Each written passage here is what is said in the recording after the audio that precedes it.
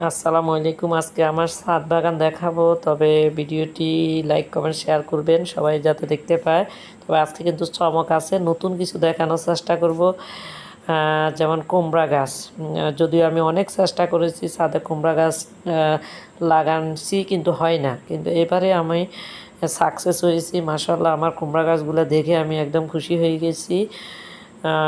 তো পাশাপাশি অন্য গাছও দেখাচ্ছি। দেখুন এখানে লেবু গাছটাতে কিন্তু আবার অনেকগুলো লেবু ধরছে।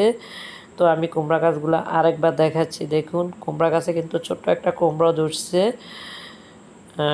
যদিও অনেকদিন চেষ্টা করে কুমড়া গাছ আমি উঠাইতে পারি নাই। লাউ গাছ উঠেছি কিন্তু কুমড়া গাছ পারি নাই। এবারে কিন্তু মাশাআল্লাহ কুমড়া গাছ অনেকগুলো উঠছে। কিছুদিন পরে দেখবেন আরও অনেক ভালো হবে। চেষ্টা করব। এখানে একটা ছোট্ট কুমড়া ধরছে। তো আজকে কিন্তু আরও কিছু দেখাবো, যেটা আমার শাশুড়ি মায়ের স্মৃতি ধরে রাখার চেষ্টা করতেছি। সেটা হচ্ছে এই যে দেখেন, যে লাল শাক মনে হচ্ছে, এটা আসলে ডাঁটার শাক।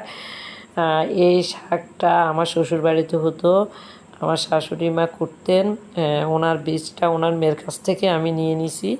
তো এখন আমার ছাদে লাগিয়েছি। তবে এগুলো বড় হলে এখান থেকে বীজ কালেকশান করব, আর সেটা অর্থাৎ বংশ পরস্পরময় এটা চলতে থাকবে।